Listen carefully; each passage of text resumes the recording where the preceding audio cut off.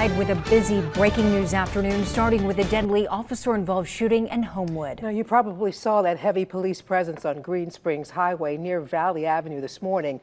All of this starting with a call about someone on a bicycle blocking traffic. It's been an active scene for much of the afternoon while detectives investigate. We're just getting new information in this case now. We have live team coverage for you. First of all, your anchor Jonathan Hardison and your reporter Jillian Brooks. We're going to begin with Jonathan, who's just getting that breaking update from Homewood Police about what happened this morning. Jonathan.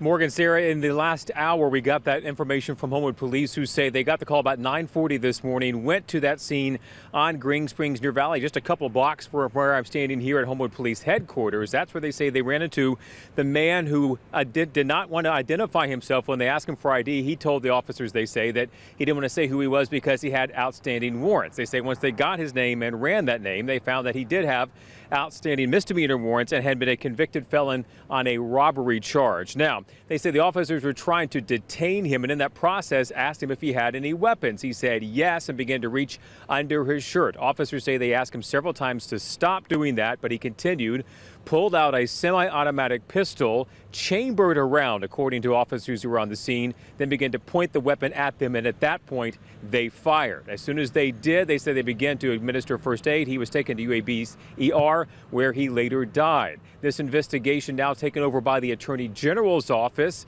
They are on scene as we speak, beginning to look into this case. Of course, for context, this deadly officer-involved shooting in Homewood comes less than 3 months after the officer-involved shooting and killing of Jabari Peoples at that Homewood soccer park, an incident that sparked several protests but was later ruled justified by District Attorney Danny Carr. That situation was investigated by Aaliyah.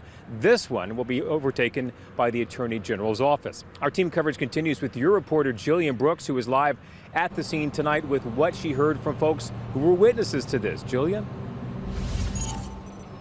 Jonathan, right now Green Springs Highway is still closed, but it looks like investigators are starting to wrap up. We'll let you get a look at the scene here. Cars are continuing to move through the parking lots here to avoid Green Springs Highway. Now, I talked to a woman earlier today who works off of this main highway in Homewood.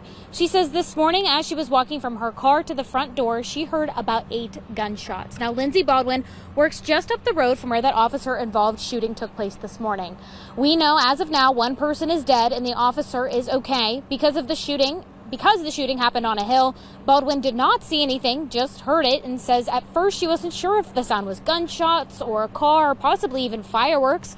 Baldwin says the shopping center has been pretty quiet since she first started working here in July and has not seen much violence.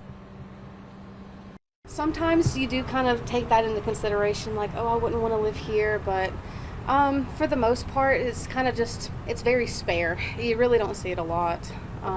You can ask some of the older people, they'll kind of tell you it's gotten better, but then it's still kind of there. Now, again, Green Springs Highway is still closed off. We will continue to be out here as they continue to investigate, so stick with us on air and online for more updates. Your reporter live in Homewood, I'm Jillian Brooks for WBRC 6 News.